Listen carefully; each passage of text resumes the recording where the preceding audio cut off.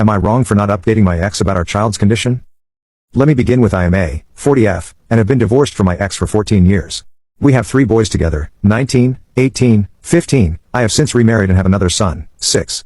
He has since remarried and had a daughter, 9. Over the years his visitations with the boys slowed and then stopped completely about 5 years ago. When that happened, all phone calls, gifts for B-days/holidays, and contacts stopped also. Fast forward to October last year. My 15-year-old had been complaining of leg pain, not being hungry, and sleeping at all hours. I had taken him into the doctor for labs and to be seen thinking perhaps he had juvenile diabetes, which runs on his bio side. All the labs and exams came back normal and was told it could be growing pains and teens tend to sleep a lot. I wasn't convinced and pushed to have him see my endocrinologist just to ease my mind and his. He went to the endo appointment and she ordered lots of labs, but when they went to draw them they couldn't get the blood needed. They told us he was probably a little dehydrated and to push fluids that night and come back the next day to attempt them again. The end of our world as we knew it.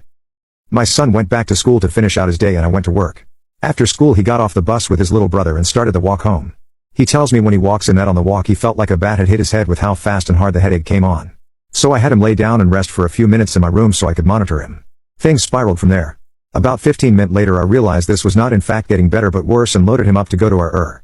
At our local ER they ran labs and EKGs and then the doctor said it could be from head trauma and he would feel better running a CT to just rule it out. He then came back in and told us my son had a mass in his brain and they were sending him to the children's hospital in the next state over. At the children's hospital they did an MRI and found my son has brain cancer and it was not just in his brain but his spine also. They immediately did a bedside procedure to lessen the buildup of fluid in his brain and scheduled a 12-hour tumor removal for 4 days later.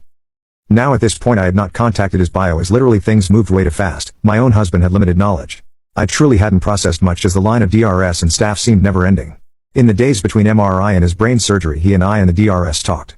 We were told that until pathology came back there was no way to know exactly what type of cancer he had and that it could be hereditary.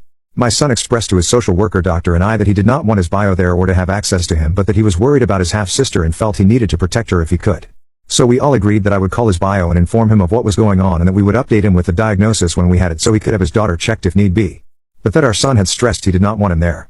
Quoting, "You don't get to be a dad when it benefits you, and if you're not there on the good days you can't be there on the bad ones." My ex agreed and told me to keep him posted. After surgery he messaged me once 2 days later to make sure he had made it out okay. A month later I informed him of the type and class of tumor our son had and that it was not hereditary. Since this last message the only contact has been when he changed my son's insurance mind inpatient and I have made several attempts to get access to check coverage and copays. In the months since his surgery he has undergone radiation and chemo, several surgeries, another emergency brain surgery, and maintenance chemo. Through all of this I have yet to receive one message simply checking on our son or his progress. I have however had to reach out more than once to get insurance information from him, each time it ending abruptly after him having a meltdown that I am not calling or messaging him with updates on his son. Or that he won't help me with the insurance because I am not pushing any of our children to speak with him as it's my job to encourage them to give him another chance. He also spent 10 minutes one call explaining how it wasn't fair that I had made any medical decisions without notifying him first. That it is quote, my responsibility to keep him fully updated on all things dealing with all our children. And that it is not his responsibility to call me for updates. So long story short I haven't been messaging or calling him at all anymore. I have sent the original divorce papers to the insurance company directly stating that I am their sole legal guardian and need access. Which I now have an actual. Things are looking better for my son and luckily treatments seem to be working. He has a few more rounds of chemo and a few smaller surgeries in the next few months but his outlook is positive. So please update. First let me just say wow. From a stressed out mom always questioning if she's doing the right thing the support has been flooring. You all had me bawling and grateful that I had decided to vent. 2. Let me answer some questions for clarification that I have received. The original divorce papers clearly state that I have sole physical custody and we shared joint legal, that he was required to cover the boys on insurance because of his degree and employment. But that otherwise all extra expenses medical, school, dental, vision, would be split 50-50. It lists in detail what that includes. It all stated very clearly that if my ex wanted any information on school progress, doctor visits, or medical records he has full access to all of it with a written request to the doctor/hospital/school. It also stated he had to pay child support of $649 in total for all 3 children. I will also answer the question of his current wife/family. Without getting into a whole load of personal information. He cheated on me before and during my pregnancy with our last son, my 15-year-old. The woman he cheated on me with is his current wife. Yes, I am not a fan of this woman but no I do not blame her for the way he has chosen to handle our children and his relationship with them.